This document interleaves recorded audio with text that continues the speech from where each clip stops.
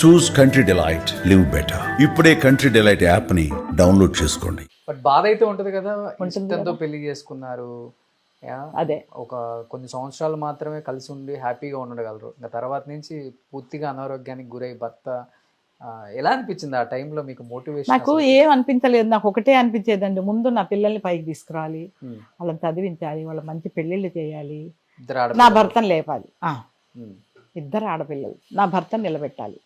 నా మైండ్లో ఎంతసేపు అదే ధ్యాస, ఇంకా వేరే ధ్యాస లేదు నాకు. వదిలిపెట్టి వెళ్ళిపోవాలని కానీ లేకపోతే ఇంకేదన్నా, మా వారిని లేపాలి, మా వారిని లేపాలి, పిల్లల్ని ఇద్దరిని చదివించాలి, మంచి స్థాయికి తీసుకురావాలి అన్న ధ్యాసలోనే ఉండేదాన్ని. అలా ఆయన ఈ ఆపరేషన్ అయిపోయింది, అన్నీ బాగున్నారండి, మళ్ళీ లేచారు, స్టిక్ పట్టుకొని నడవడం చేయడం అన్నీ చేస్తూనే ఉన్నారు, బాగానే ఉన్నారు.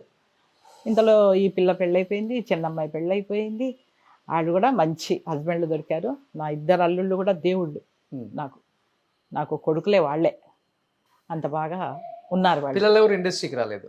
లేదు. అంటే మీకు ఈ పెద్దమ్మాయిని అయితే లేదు, మా పెద్దమ్మ వాళ్ళకే అస్సలు ఇష్టం లేదండి. మేము చెన్నైలో ఉన్నప్పుడు కే బాలచంద్ర గారు ఈ అమ్మాయికి ఫోన్ చేసి ఇంటికి ఫోన్ చేశారు, మీ అమ్మాయికి ఇవ్వమంటే ఇచ్చాను. ఫోన్ ఇస్తే అమ్మ నిన్ను హీరోయిన్గా ఇంట్రడ్యూస్ చేస్తాను, రా తల్లి అని అంటే, ఐఎమ్ నాట్ ఇంట్రెస్టెడ్ అంకుల్ అని చెప్పేసి. అసలు వాళ్ళకి ఇంట్రెస్టే లేదు. డాన్సులు పాటలు అవి ఇంట్రెస్ట్, కూచిపూడి నేర్చుకున్నారు ఇద్దరు. మీరు బిజీగా ఉండదు చూసి వాళ్ళకి అసలు కంప్లీట్ గా మనకి ఎందుకు ఈ లైఫ్ అనిపించింది ఏమో మరి తెలియదు. అస్సలు నాటకాల జోలికి కానీ, నాటకాలు వేస్తున్న రోజుల్లో కూడా ఏ రోజు కూడా స్టేజ్ మీద మేము యాక్ట్ చేస్తుంటే వచ్చి కూర్చోవడం అట్లాంటిది కూడా లేదు. వాళ్ళు చదువుకోవడం, ఆటలాడుకోవడం, పాటలు పాడుకోవడం అంతే వాళ్ళు. బట్ రత్నసాగర్ గారు చూడటానికి చాలా అందంగా ఉంటారు మీరు అప్పుడులో, క్యూట్గా తెల్లగా.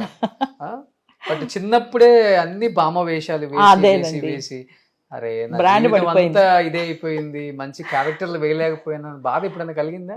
లేదు, ఎందుకంటే బామ్మ క్యారెక్టర్ నాకు కవచం లాంటిది. ఫీల్డ్ ఎలాంటిదో మీకు తెలుసు కదా. ఈ బామ్మ క్యారెక్టర్ వేయడం మూలాన నేను అంత చిన్న వయసులోనే, 20 ఏళ్ల వయసులోనే నేను బామ్మ క్యారెక్టర్ ఏది దూరదర్శన్ సీరియల్స్ నుంచి కూడా బామ్మ క్యారెక్టర్స్ వేసేదాన్ని. ఈ ముసలిదాంతో మనకెందుకు రా అనుకుంటారు, అందుకని మన జోలికి రారు. మిగతా క్యారెక్టర్లో మిస్ అయిపోయారు కదా, ఈ క్యారెక్టర్లో పడిపోయి. అరే కానీ నేను చేసే క్యారెక్టర్స్ బామ్మగా చేసినవి అన్నీ కూడా త్రోట్ బామ్మేనండి. ఇంపార్టెంట్ ఉంటేనే రత్నసాగర్ బామ్మకి. ఈరోజు కూడా టీవీ సీరియల్స్లో కూడా ఇప్పటికే మొన్నటి వరకు నాది ఆటగారిది మాత బంగారం సీరియల్ వచ్చింది, బామ్మనే, బామ్మ మెయిన్గా ఉంటేనే రత్నసాగర్, అలా బ్రాండ్ పడిపోయింది నాకు.